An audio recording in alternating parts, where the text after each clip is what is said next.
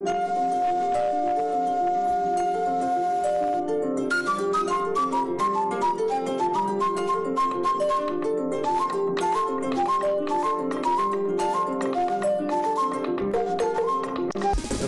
9 juillet 2018, au sommaire de cette édition, Ibn Chambas, le représentant spécial du secrétaire général des Nations Unies chez le Premier ministre chef du gouvernement, au menu des discussions, le contentieux électoral des communales et la crise liée à la hausse du prix du carburant.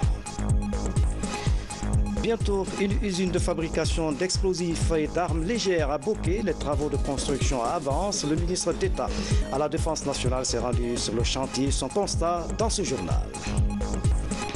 Le vieux pont colonial de Kouroussa, toujours pratiqué par les piétons et les motards de la localité. Les habitants se souviennent de l'utilité de ce vestige qui reliait Kouroussa à Kankan. Témoignage.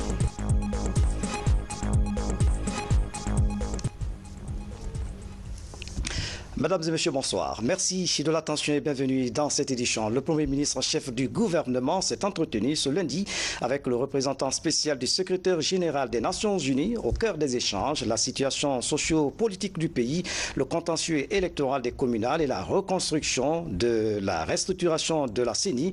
Dr Ibrahima Kassory Fofana et Ibn Chambas ont évoqué aussi les problèmes liés à l'augmentation du prix du carburant à la pompe. Le résumé de cette audience avec Hadi Kamara.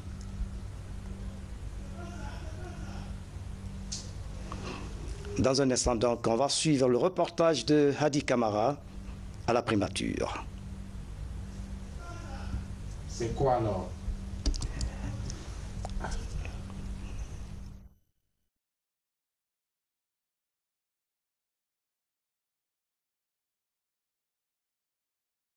Je vous le disais.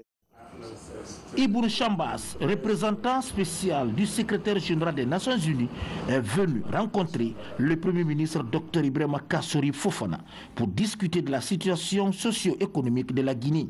Là-dessus, le diplomate onusien Ibn Chambas a salué l'initiative du gouvernement concernant le maintien de la quiétude sociale et la stabilité politique dans le pays. Nous sommes, en tant que Nations Unies, appréciatifs de le rôle que M. le Premier ministre a joué, et son gouvernement également, pour avancer le dialogue politique et surtout pour les résultats issus de ce dialogue politique. Nous avons vu un apaisement de la situation politique et un avancement, par exemple, l'adoption par l'Assemblée nationale de la nouvelle loi sur la CENI. La promotion du dialogue politique et la performance du cadrage macroéconomique du pays constituent d'autres chantiers du gouvernement guinéen. Ici, Ibn Chambas promet que son institution mettra tout en œuvre pour accompagner le gouvernement guinéen dans son programme de développement. En ce qui concerne aussi la situation socio-économique, nous avons bien apprécié l'approche du Premier ministre, l'approche de dialogue, l'approche d'ouverture, des engagements avec la société civile, les syndicats, le leader de la communauté, et pour bien expliquer les défis qui confrontent ce pays, mais également non seulement la Guinée, mais l'Afrique tout entière. Nous avons des défis socio-économiques liés à la hausse du prix de pétrole, qui est un problème général, mais il faut, en tant que gouvernement, bien expliquer aux uns et aux autres pour comprendre le sacrifice qui est nécessaire de la part de tout. Très satisfait de la visite et des mots aimables à l'endroit du gouvernement, le Premier ministre Dr Ibrahima Kassory Fofana a pris l'engagement à renforcer la collaboration entre l'institution et notre pays en vue de faciliter la réalisation de nombreux projets destinés aux populations guinéennes. Les acteurs du processus électoral examinent le fichier de la CENI. Le comité technique de l'audit du fichier électoral tente de trouver des stratégies pour assainir la liste électorale. L'opération durera un mois. Makeme Donzo sur les travaux. Course contre la montre pour le comité technique de l'audit du fichier électoral. Il a 30 jours au maximum pour auditer le fichier.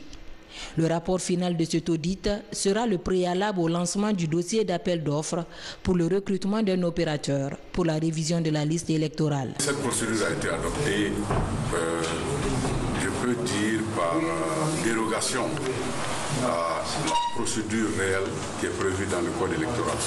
Si nous avons coopté des institutions pour nous aider à avoir des experts pour l'audit, c'est parce que si nous avions employé le délai réel, nous ne pourrions pas respecter ce délai par rapport à la révision des listes électorales et par rapport à l'élection législative. Pourquoi cette procédure a été adoptée et elle est acceptée par toutes les parties. Nous sommes en train d'aller bon train. Les acteurs qui siègent dans ce comité technique viennent de l'Union européenne, du PNUD et l'OIF. Le comité sera appuyé par des consultants venus des 3 groupes parlementaires. Le représentant spécial du secrétaire général des Nations Unies pour l'Afrique de l'Ouest suivra de près le travail du comité. Sur le dialogue inter-partis politiques, il était question de voir comment travailler avec la CENI, renforcer la capacité de la CENI pour faire entamer quelques activités comme l'audit fichier, etc. Et le système Nations Unies a pris l'engagement de travailler avec le président de CENI pour donner quelques appuis. Donc nous avons discuté, voir comment avancer avec cet appui. Nous sommes engagés de continuer de travailler avec la CENI. Le mandat des députés expire le 5 avril 2019. 3 mois avant la fin de ce mandat, la loi demande à la Commission électorale nationale indépendante d'organiser les élections législatives. Dans l'actualité encore, la ville de Conakry a enregistré des perturbations dans la circulation routière. Plusieurs axes routiers ont été barricadés par des manifestants suite à la grève perlée lancée par les centrales syndicales CNTG et USTG. Les services de sécurité ont déployé des efforts pour rétablir l'ordre dans la circulation. Toutefois, les négociations se poursuivent entre le gouvernement, le syndicat et le patronat. Pour l'instant, chaque parti campe sur sa position. L'inspecteur général du travail, médiateur de la République, invite également les acteurs à fléchir leur position et à privilégier le dialogue pour une sortie rapide de cette crise liée à une augmentation du prix de carburant à la pompe. L'espoir est donc permis. Voilà, en direct dans ce journal, nous recevons le ministre de la Communication et de l'Information, M. Amara Sampare. Bonsoir. Bonsoir, Fana. Merci, Monsieur le ministre.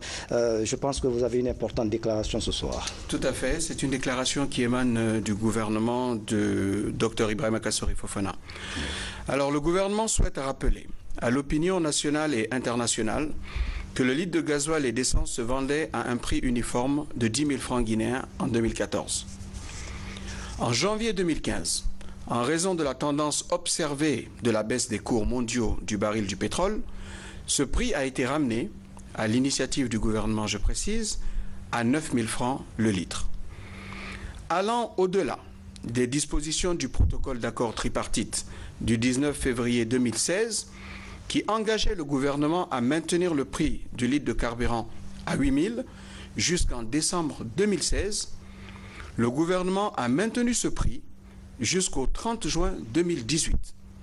Et ceci en dépit de la forte hausse des cours mondiaux du pétrole qui sont passés sur la période de 46 $ à environ 78 $, soit une variation de 69%. Le maintien du prix du carburant à 8 000 francs le litre a contraint le gouvernement à consentir des subventions de plus en plus fortes sous forme de renonciation partielle à ses droits et taxes. Ainsi, d'octobre 2017 à juin 2018, le montant cumulé de la subvention consentie par le gouvernement se chiffre à un montant global d'environ 765 milliards. Il s'agit d'un manque à gagner de 100 milliards de francs guinéens par mois pour le Trésor public. Nonobstant cet état de fait, le gouvernement maintient un effort soutenu pour subventionner de nombreux produits de première nécessité qui touchent directement à la vie des populations. Il s'agit par exemple du riz, du sucre, de l'huile, de la farine et même du carburant qui entre dans la production de l'énergie pour les centrales thermiques. Cette subvention, normalement destinée à alléger le panier de la ménagère, profite plutôt à des agents économiques disposant pourtant de ressources beaucoup plus importantes. Le maintien de cette subvention est aussi la source d'un coulage important à destination des pays voisins. Le carburant importé par la Guinée est vendu par voie de trafic dans les pays voisins où le carburant coûte plus cher. Cette situation n'était plus soutenable au regard des engagements de notre pays vis-à-vis des partenaires techniques et financiers. Le gouvernement réaffirme donc son entière disponibilité à engager les négociations avec les partenaires sociaux en vue de dégager des mesures d'accompagnement propres à alléger l'impact de cette augmentation sur les braves populations guinéennes. Ce dialogue ne peut être conduit que dans un climat de sérénité dans le pays et de confiance entre les acteurs concernés. D'ores et déjà, le gouvernement informe les populations de Conakry du retour sur la voie, dès cette semaine, du train express Conakry-Kagbélé, ainsi que la mise en circulation d'une quarantaine de bus avant la fin du mois pour améliorer le transport dans la ville de Conakry et dans ses environs immédiats. Par ailleurs, le gouvernement est disposé à entamer très rapidement des pourparlers dans les meilleurs délais avec le syndicat des transporteurs en vue de l'harmonisation des tarifs de transport urbain et interurbain.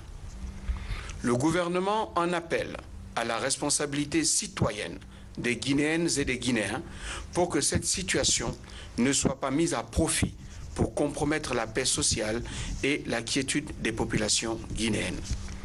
En tout état de cause, le gouvernement rassure les populations guinéennes que toutes les dispositions nécessaires ont été prises pour préserver l'ordre public et assurer la sécurité des biens et des personnes. Je vous remercie. Monsieur Amara Sampari, ministre de l'Information et de la Communication. Merci, monsieur le ministre. Dans le même registre, les leaders religieux de Guinée sont préoccupés par la situation sociopolitique qui prévaut dans le pays. Ils sont unanimement lancé un appel au calme et à la retenue à toutes les parties prenantes des négociations, mais aussi à la population. Une déclaration lue par Mohamed Sayon Bangoura.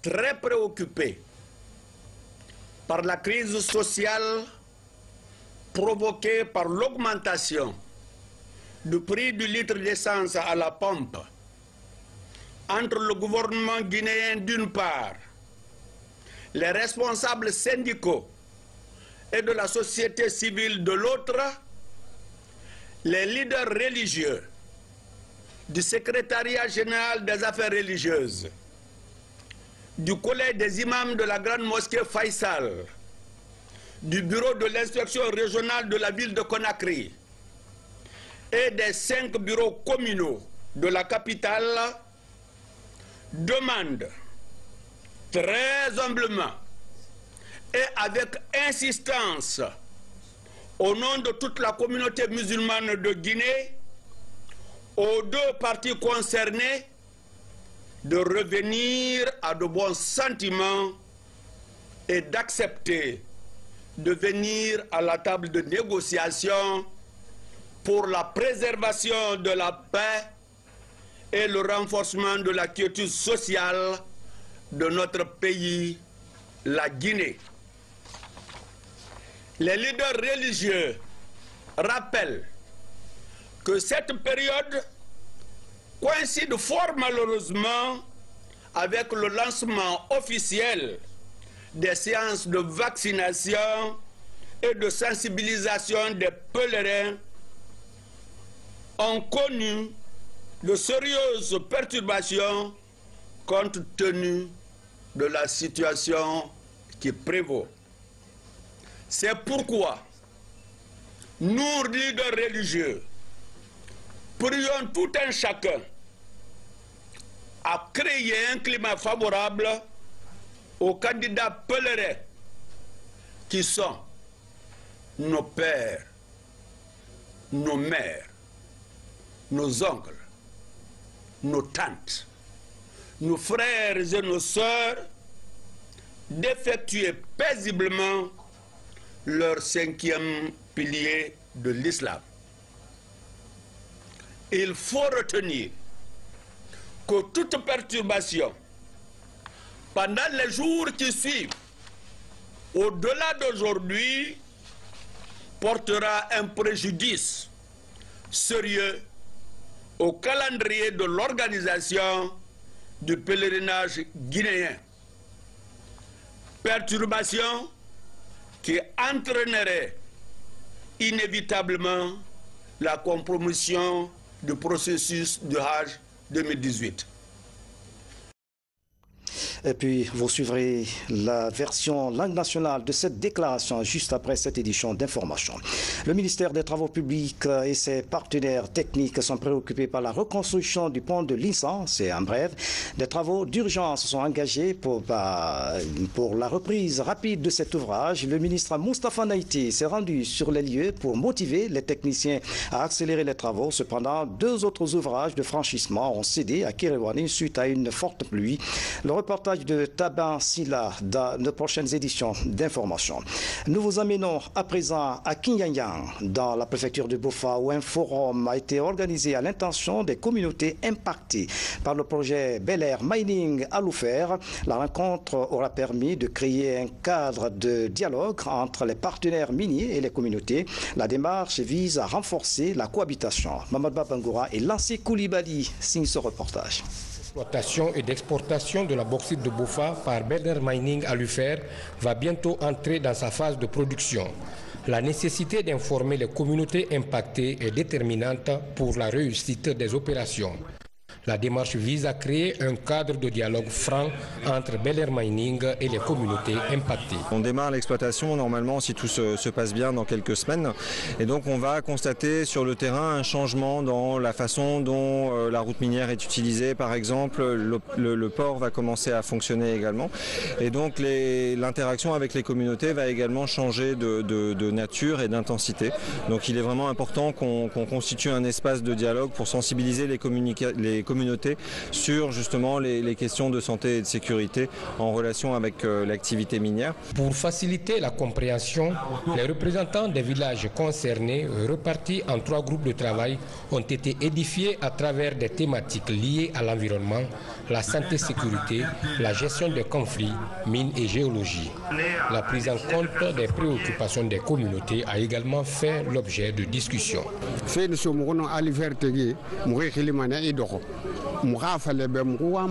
nous qui avons accueilli Bel Air Mining à Loufer.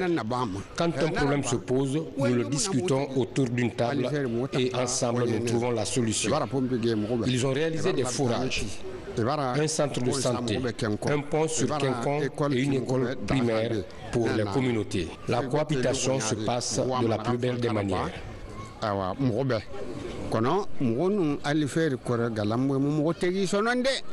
Cette plateforme, véritable cadre d'échange et de dialogue, est la première d'une série qui couvrira les villages impactés par le projet. Une usine de fabrication d'explosifs et d'armes légères sont en construction à Boké. Et donc en construction à Boké, les travaux sont exécutés par une société chinoise. Le ministre d'État des Affaires présidentielles, ministre de la Défense nationale, est allé visiter ce chantier pour apprécier le niveau d'exécution des travaux. C'est un reportage de sergent-chef Marcel Massandounou. 1 an après le lancement des travaux de construction de cette usine de fabrique d'explosifs et d'armes légères, le chantier évolue à la satisfaction des autorités militaires. Bâtie sur une superficie de 9,5 hectares, l'usine aura une capacité de production de 60 à 70 tonnes d'explosifs par jour, soit un total de 20 000 tonnes par an. Elle compte employer 80 personnes au niveau de la chaîne de production et 140 employés auxiliaires. La collaboration entre Oxy Mining Service Guinée et les nationaux, nous les locaux, ça se passe bien. On a signé des contrats et nous sommes bien traités. Il n'y a pas de problème pour l'instant avec ces experts chinois. Dans 2 mois, on va bientôt finir toute la construction de notre usine. Après, ça va bientôt commencer l'essai de production. On va construire notre usine selon tous les règlements et tous les principes de communauté, de l'État, aussi avec notre critère strict chinois. Donc, et puis, il faut qu'on respecte tous les principes ici, soit communauté, soit l'État, soit écologie. En visite de terrain sur ces sites, Dr Mohamed Diané, en compagnie d'une forte délégation, vient s'enquérir de l'état d'avancement des travaux de ce chantier.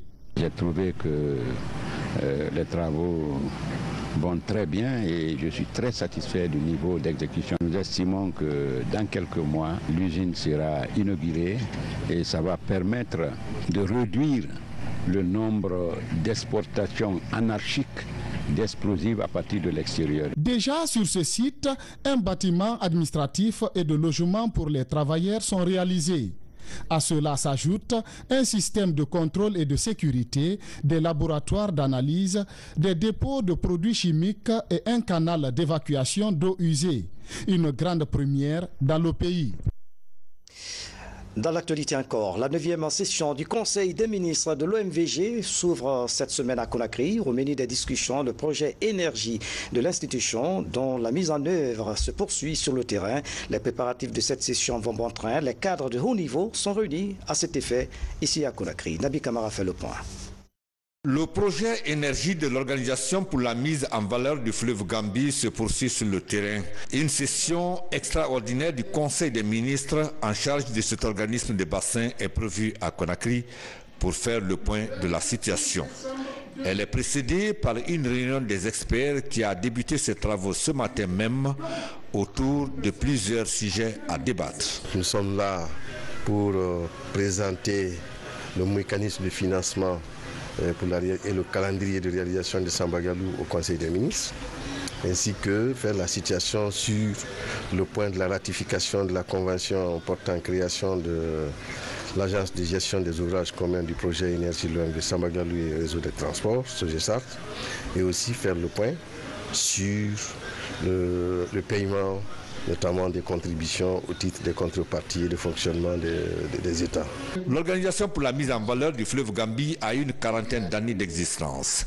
Parmi les organismes de bassin dans notre continent, elle occupe une place importante à cause de sa façon de gérer les ressources naturelles communes. C'est en cela que les autorités guinéennes s'engagent à soutenir ces différents projets et programmes. Le gouvernement est extrêmement intéressé à ce projet, puisque c'est un projet qui est majeur, qui est dynamique et qui avance à grands pas. Aujourd'hui, il va faire la boucle de la Guinée, de Caleta en Gambie, en Guinée-Bissau, au Sénégal, pour balayer une autre partie de la Guinée, et ça fait un boucle à l'intérieur de notre pays. Et ce boucle sera alimenté par l'OMVG. On est venu pour les encourager, les solliciter, les amener à avancer et que le progrès qui est entamé ne soit pas arrêté. La session du Conseil extraordinaire des ministres de l'OMVG prévue à Conakry sera la 9e du genre. On remonte dans la savane, direction Kouroussa, pour découvrir le vieux pont colonial que reliait Kouroussa à Kankan. Les habitants continuent à pratiquer cet ouvrage malgré son âge. Les piétons et les motards l'utilisent encore. C'est le grand format du jour signé de Abdul Karim Kamara. Regardez. Au bord du Niger, à Kouroussa, deux regrets se côtoient. L'ensablement du fleuve et l'arrêt du trafic sur le chemin de fer Conakry-Niger. Le dernier passage d'un train sur ce pont remonte à 23 ans. Sur ces rails, le temps s'est arrêté. Mais il continue sa fuite inexorable sur ce trottoir. Une passerelle devenue vestige de l'amour que les riverains entretiennent avec le symbole d'une révolution technologique. On ne peut pas cesser de passer sur ce pont parce que ça nous relie à d'autres agglomérations. Bako que vous voyez là, qui est habité par les gens de Kouroussa, par exemple, bon, c'est un quartier de Kouroussa, et puis les villages riverains. C'est une partie de Amana. C'est le canton de Amana, l'ancien canton de Amana. Rallier Kankan à partir de ce pont nous arrange beaucoup, car la distance est de 25 km. Alors que si tu empruntes la route nationale, cela fait 50 km. Voilà. 106 ans après la construction du pont par les frères Boyer, ce passage étroit, toujours utilisé, laisse voir aujourd'hui les traces d'usure.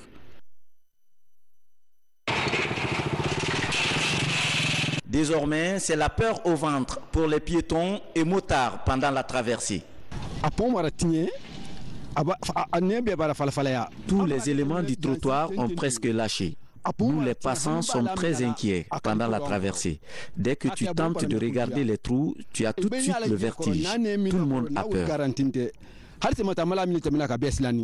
La natte du trottoir est victime de son utilité. Derrière ce pont, le poumon économique du Amana. Des villages comme Sanankoro, Bako, Sangbarala, Baro font office de grenier de la préfecture. À vocation agropastorale, ces localités ont également des sites d'exploitation de l'or. Ces villages, en plus grande partie, ils cultivent, ils envoient à vivre ici, les vivres à Kouroussa, au marché. Ils vont venir tout à l'heure dans le marché. On a besoin d'eux, hein? On a besoin d'eux, mutuellement.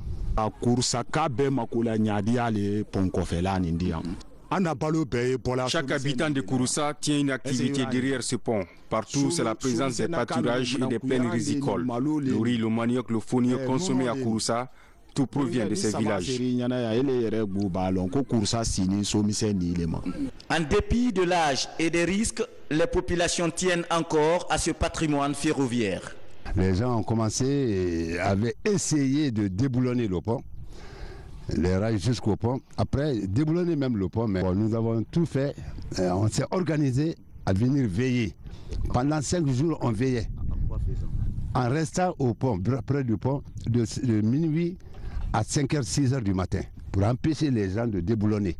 En eût été ça, sans cette surveillance, les gens allaient tout faire. Depuis près de 30 ans, plusieurs habitants de Kouroussa ont décidé de construire des maisons sur l'autre rive du fleuve pour s'établir dans ces villages environnants. Mais par crainte de voir bientôt le pont céder, beaucoup d'entre eux commencent à replier sur Kouroussa. Bon, on ne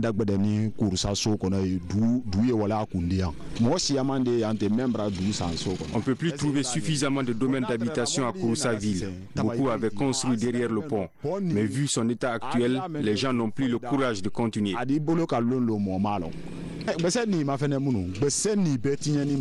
Dans le Amana, beaucoup pensent que le crépuscule sur ce joyau colonial n'est plus loin ici au bord du Niger. Mais tous ceux qui croient au progrès ont le ferme espoir que ce pont conduira à défier le temps une fois les travaux de réhabilitation du chemin de fer Conakry-Niger seront relancés. Abdul Karim, merci pour ce grand format.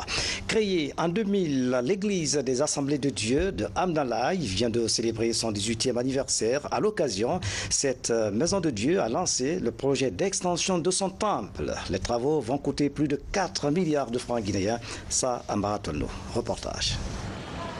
L'Église des Assemblées de Dieu de Amdalaï Concasseur célèbre ses 18 ans d'existence. Fidèles croyants, autorités administratives et religieuses sont massivement mobilisés.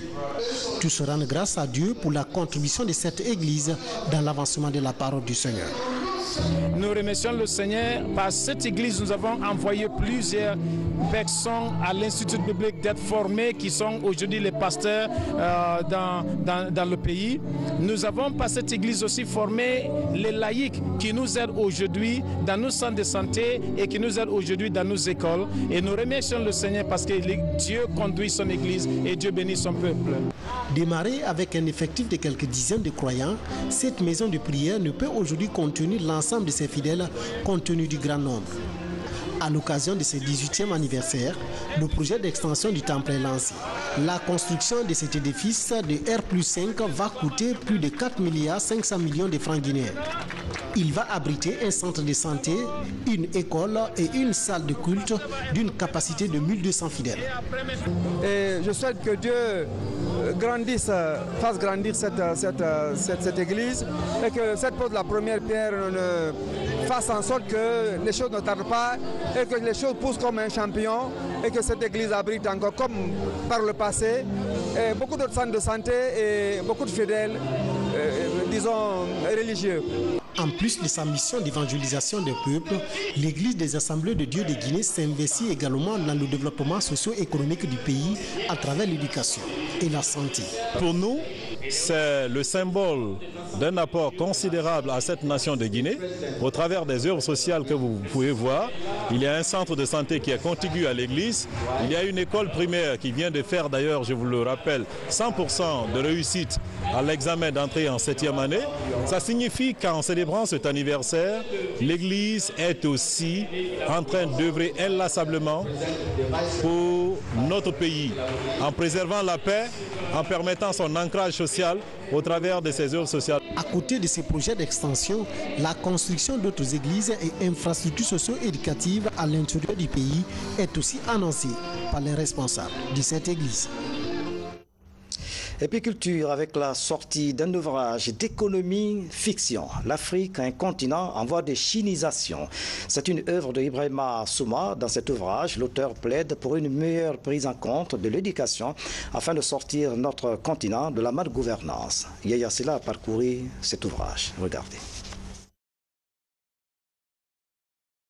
Éditée par l'Harmattan Guinée, cette œuvre de 169 pages est essentiellement consacrée à la relation économique entre la Chine et le continent africain.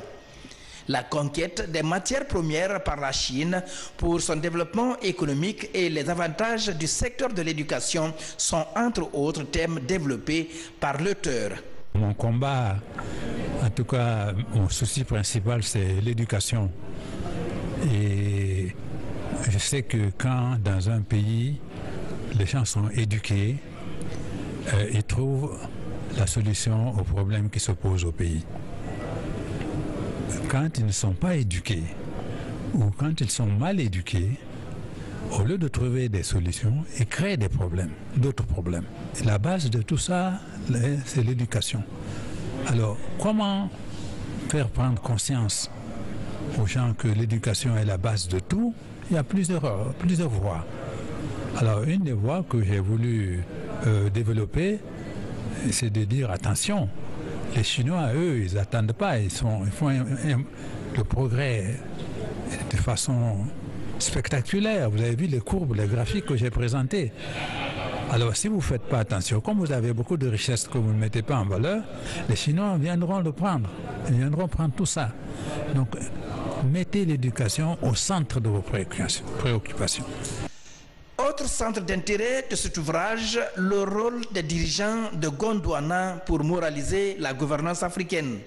À travers l'humour, Ibrahima Souma exhorte à la qualification du système éducatif africain pour sortir l'Afrique du cercle vicieux de la malgouvernance. Voir en 2018 un Africain, de surcroît un Guinéen, penser à 2070, c'est une belle réflexion pour le continent et pour notre pays. C'est pourquoi nous avons accepté ce manuscrit, parce que ce manuscrit était de qualité.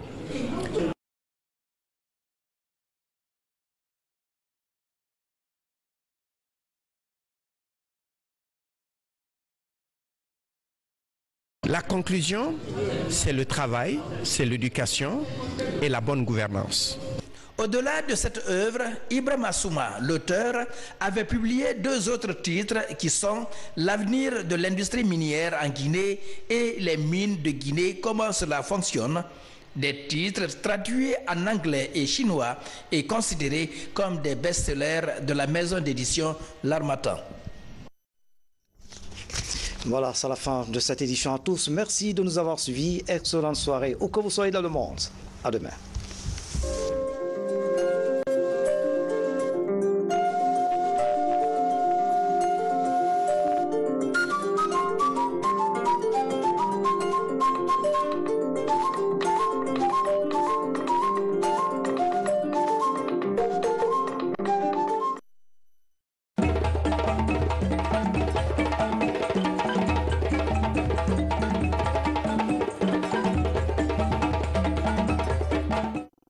Les choses étant ce qu'elles sont, la situation étant telle qu'elle est, grosse de danger, il est nécessaire de faire attention. Attention à la surenchère, attention à la démagogie, attention aux faux fuyants. Évitons de jouer avec le feu. Comme le gouvernement a décidé d'augmenter le prix du carburant, nous voyons surgir toutes sortes de démonstrations menaçantes. Les unes vouant le pouvoir à l'impuissance, d'autres aux gémonies. Nous sommes en présence de tous les excès. Il n'est pas jusqu'au moins bon d'entre nous qui ne trouve là l'occasion de se faire une nouvelle santé, une nouvelle virginité. Le tourbillon est si infernal que, par exemple, un député récemment pris en flagrant délit de vol de l'ordinateur de notre député se croit même de se projeter au devant de la scène et, profitant de ce que n'importe qui peut se targuer de dire ou de faire n'importe quoi, se met à pousser à la roue et, se posant en preux chevalier sans reproche, demander que la grève et toutes les autres manifestations de contestation ne s'arrêtent que lorsqu'il en sera terminé du régime Alpha Condé. Pour anecdotique que la pantalonnade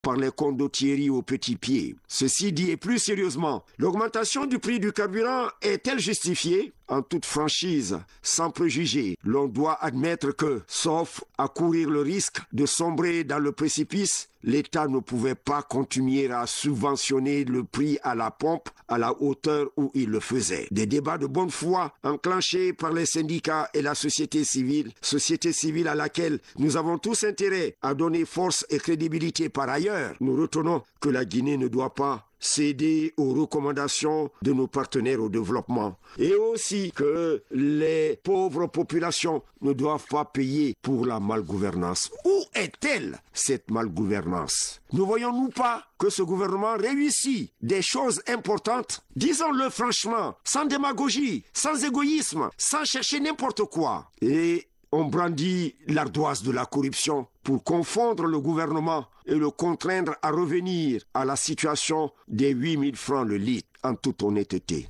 Nous déplorons un renversement argumentatif qui ne devrait pas prospérer parce que nuisible à la clarté des débats et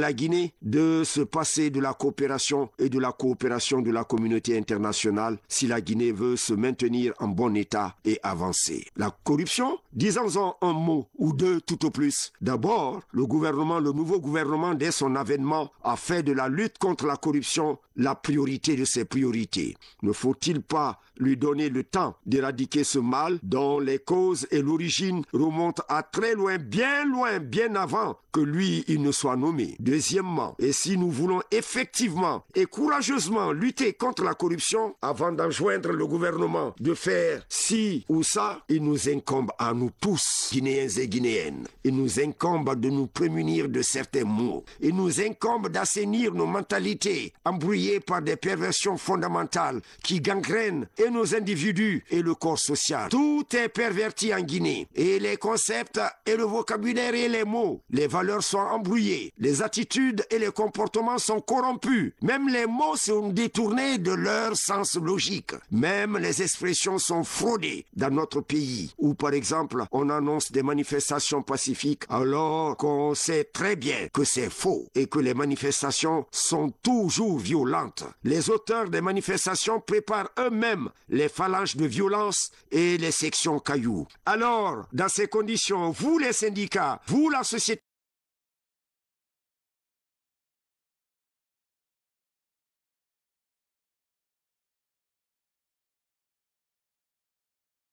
donne les cailloux au lieu de donner des crayons ou de la craie à nos enfants. Certains leur donnent la fronde et le lance-pierre. Vous, honnêtes responsables des syndicats et de la société civile et des partis politiques, ne pensez-vous pas que le temps est venu d'ôter notre pays de l'emprise de la violence? La grève est-elle réussie lorsque les travailleurs sont empêchés d'aller au travail parce que, craignant la violence sur les routes? La situation créée autour de cette problématique du prix du carburant est si grosse de danger qu'il est impératif de privilégier le dialogue avec le gouvernement sur toute autre procédure pour faire aboutir les intérêts des populations. La première exigence d'un pays, c'est d'exister. Nous ne pouvons pas parler de carburant, encore moins du prix du carburant à la pompe si la Guinée s'engouffre dans le néant. Et qu'on ne vienne pas nous dire que le gouvernement haïtien a reculé face aux exigences des manifestants. Voulez-vous que la Guinée soit un État failli? Le temps n'est pas au slogan facile, mais à la réflexion sérieuse. Que nos syndicats tordent la main au gouvernement pour en obtenir les mesures d'accompagnement les plus avantageuses pour nous? Oui, mais que certains mettent à profit nos légitimes exigences pour tordre le cou au gouvernement? Non. Le civisme et le patriotisme désintéressés, oui. Les malices et les égoïsmes dissimulés, non. Sachons séparer, sachons distinguer le bon grain de l'ivraie. Le temps est aux négociations, pas aux manifestations.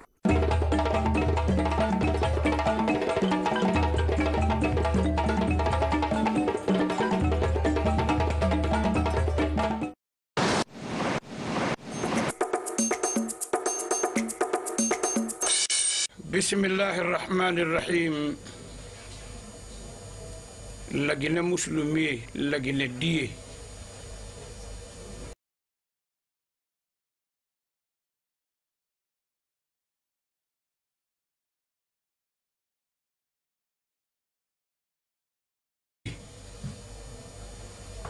Yi carburant sari kum masafi. Litri kiring sigar pirina re.